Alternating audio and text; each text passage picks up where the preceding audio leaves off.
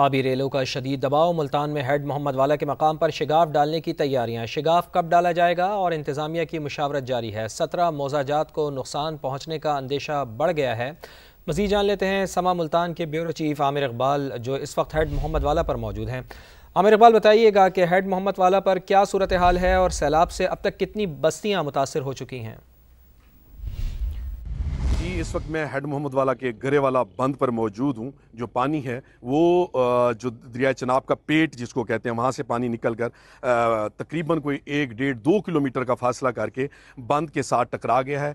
سیلاب کی جو پانی ہے اس کا مسلسل اضافہ ہوتا جا رہا ہے، اس کی سطح میں اضافہ ہوتا جا رہا ہے۔ یہ میرے عقب میں دیکھیں تو یہ ایریگیشن کی ایک گیج ہے جس سے سیلاب کا جس کو پیمانہ بھی کہا جاتا ہے، یہ کیوسک میں نہیں ہے، یہ فٹ میں ہے۔ یہ سطح سمندر سے کتنے فٹ بلندی پر ہے یہ اس کے مطابق یہ بتا رہی ہے۔ ابھی جو سیلاب ہے وہ 410 کے قریب پہنچ چکا ہے۔ جب یہ سیلاب انتظامیہ کے مطابق جب یہ سیلاب 417 پہ پہنچے گا وہ ڈینجر پوائنٹس ہوگا، اس کے بعد یہاں پر ہیڈ محمد والا پہ بریج کیا جائے گا۔ بریج کی جو پوزیشن ہے وہ انتظامات تقریباً مکمل ہو چکے ہیں۔ اگر ہیڈ محمد والا کو بریج کیا جاتا ہے، شگاف ڈالا جاتا ہے تو 17 مواضعات مزید اس میں زیر آب آئیں گے جس میں 37,000 افراد متاثر ہونے کا خدشہ ہے۔ اگر ہم اس کی بریچنگ کی بات کریں تو اس کی بریچنگ کے بعد ملتان کا لیا، بکھر، میاں والی ان علاقوں سے رابطہ منقطع ہو جائے گا۔ ویسے بھی ٹریفک کے لیے انتظامیہ نے اس کو روڈ کو بند کر دیا ہے جس کی وجہ سے ٹریفک کی بڑی لائنیں بھی لگی ہوئی ہیں اور اس کا رابطہ بھی منقطع ہے۔ پھر اس کے بعد ملتان کا رابطہ شیر شاہ برج بنتا ہے، وہاں پر بھی اگر پانی کا دباؤ بڑھتا ہے تو وہاں پر بھی بریج کیا جائے گا۔ انتظامیہ کے مطابق 5 لاکھ سے زائد کا ریلا تریمو سے ملتان کی طرف روانہ ہے۔ اسی طرح راوی میں بھی سدنائی کے مقام پر 1,10,000 سے زائد کیوسیک کا پانی جو ہے وہ بھی وہاں سے روانہ ہے۔ جب یہ کنڈ سرکانہ کے مقام پر جو ملتان کی تحصیل خانوال کی تحصیل کبیر والا کے مقام پر بنتی ہے، جب وہاں پر یہ دونوں دریا ملیں گے تو یہ ایک بہت بڑا ریلا ہوگا جو یہ جو پوائنٹ ہے بستی وینس کے بعد یہ جو مین پوائنٹ ہے جہاں پر میں کھڑا ہوں ہیڈ محمد والا، اس کو آ کے ٹکرائے گا۔ جب وہ ٹکرائے گا اس کے بعد انتظامیہ فیصلہ لے گی کہ آیا کہ یہ اس سچویشن پر سیلاب پہنچ چکا ہے تو اس کو بریج کر دیا جائے تاکہ ملتان کو اور لوگوں کی جان کو بچایا جا سکے۔ اس وقت تقریباً 4 لاکھ افراد کے قریب ملتان ضلع میں ان کا انخلاء کیا گیا ہے۔ 2 لاکھ سے زائد مویشیوں کو بھی محفوظ مقامات پر پہنچایا گیا ہے۔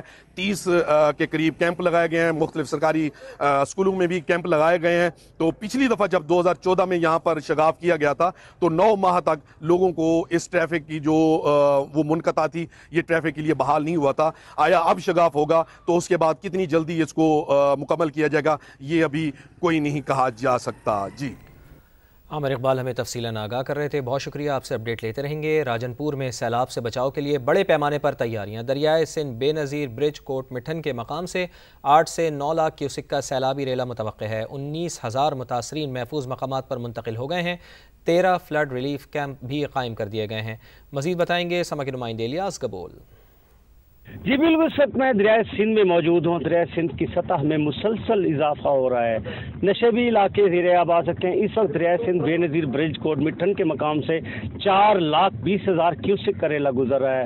آئندہ 24 گھنٹوں میں یہاں سے جو ایک بڑا سیلابی ریلا 8 سے 9 لاکھ کیوسک کا یہاں سے گزرے گا جو مختلف دیہاتوں کو ڈبو دے گا۔ اگر میں بات کرتا چلوں نشیبی علاقوں کی، اس میں ہیرو ہو گیا، ونگ ہو گیا، برساباد، بیٹ سونترا اور رجحان کے علاقے ہیں وہ زیر آب آ سکتے ہیں۔ انتظامیہ کی جانب سے تمام انتظامات مکمل کر لیے گئے ہیں۔ بڑے سیلابی ریلے کو گزارنے کے لیے یہاں پر جو ہے کیمپ قائم کر دیے گئے ہیں انتظامیہ کی جانب سے تاکہ ممکنہ سیلاب کے وقت جو ہے متاثرین کو یہاں سے ایویکویٹ کیا جا سکے۔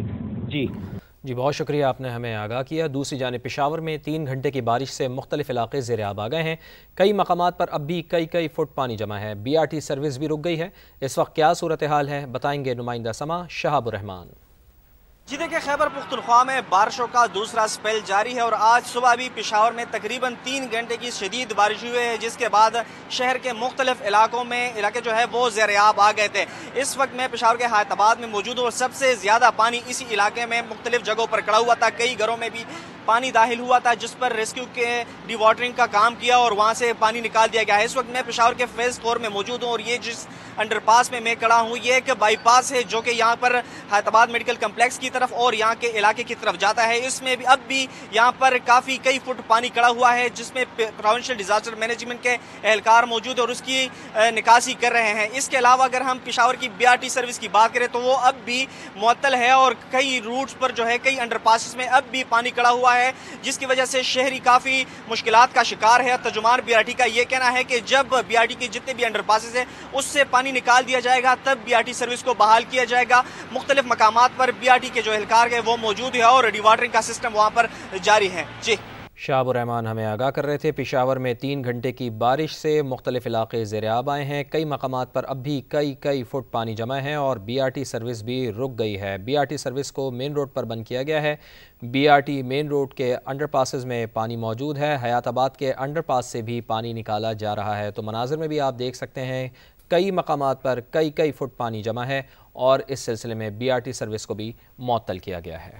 اسلام آباد میں گزشتہ روز کی بارش اپنے نشان چھوڑ گئی ہے۔ خواجہ ناظم الدین روڈ کا ایک حصہ بہہ گیا۔ سیکٹر G11 مرکز میں پانی اترنے کے بعد CDA کا عملہ صفائی میں مصروف ہے۔ تفصیلات بتائیں گے اسلام آباد میں نمائندہ سما عمر آصف۔ جی بالکل، دیکھیے میں اس ٹائم موجود ہوں اسلام آباد کے ناظم الدین روڈ پہ اور یہ F10 اور F11 کے درمیان بننے والے چوک کے قریب کا حصہ ہے۔ میرے کیمرامین فیصل مسعود یوسف آپ کو دکھائیں تو روڈ کا یہاں پہ ایک حصہ جو ہے گزشتہ شب ہونے والی موسلادھار بارش کا باعث بہہ گیا تھا۔ اس کے ساتھ ہی ایک نالا چل رہا ہے، آپ اس کو دیکھیں تو مکمل طور پہ یہاں پہ ایک بہت بڑا جو ہے گڑھا پڑا ہوا ہے اور یہاں پہ صرف 3 پتھر رکھے ہوئے ہیں تاکہ کوئی بھی آئے دور سے دیکھے اور اپنے آپ کو بچانے کی کوشش کرے۔ CDA کے اب تک صرف 2 اہلکار یہاں پہ پہنچے ہیں، نہ ہی کوئی یہاں پہ ابھی تک سیفٹی سٹیپ لگایا گیا ہے، نہ ہی اس کے بارے میں ابھی کچھ اسیس کیا گیا ہے کہ یہاں پہ کیا کارروائی ہوگی، کس طرح اس جگہ کو بنایا جائے گا۔ اس کے علاوہ اگر G11 مرکز کی بات کی جائے جہاں گزشتہ شب موسلادھار بارش سے گاڑیاں پھنس گئی تھی تو اس ٹائم وہاں پہ تمام تر پانی جو نکال دیا جا چکا ہے۔ CDA کی جانب سے وہاں پہ کام جاری ہے، وہاں پہ جو اضافی گھاس اگی تھی اسے بھی کاٹا جا رہا ہے، ساتھ ساتھ ٹریکٹر کے استعمال سے کیچڑ بھی سائڈ پہ کی جا رہی۔ جی اور ابھی آپ کو بتائیں کہ سینٹ کی قائمہ کمیٹی برائے IT اور ٹیلی کام کا اجلاس جاری ہے۔ National cyber crime investigation authority کی آن لائن قرضہ فراڈ پر بریفنگ۔ حکام نے بتایا ہے کہ نان بینکنگ فائنینشیل کمپنیاں فراڈ میں ملوث تھیں، 90% کمپنیوں کے خلاف کارروائی کی گئی۔ مزید جان لیتے ہیں اسلام آباد سے سما کے ڈپٹی بیورو چیف بیداد سلیمی ہمارے ساتھ موجود ہیں۔ جی بیداد سلیمی بتائیے گا جن کمپنیوں کے خلاف کارروائی کی گئی ہے۔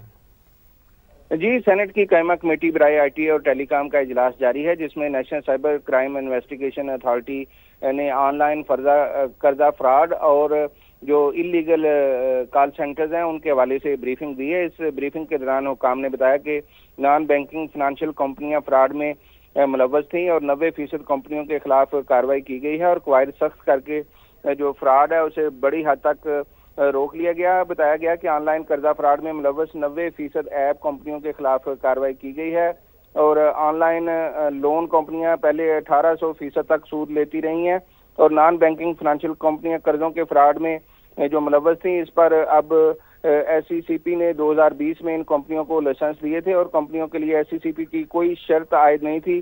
ایپ ڈاؤن لوڈ کرنے سے گیلری اور رابطہ نمبروں تک رسائی مل جاتی تھی اور قرضہ لینے کے بعد کوئی بھی شہری ان کمپنیوں کے پاس پھنس جاتا تھا۔ کسی نے کھانا کھانے کے لیے 5000 کا قرضہ لیا تو وہ بھی پھنس گیا اور SECP نے قرضے پر سود لینے کی کوئی شرح مقرر نہیں کی تھی، لیکن اب جو ہے اس حوالے سے انہوں نے بتایا کہ اب کمپنی قرض پر صرف 100% سود لے سکتی ہے اور کوئی بھی شہری قرض لینے کے لیے 3 افراد کی تفصیلات دینے کا بہت شکریہ آپ کا۔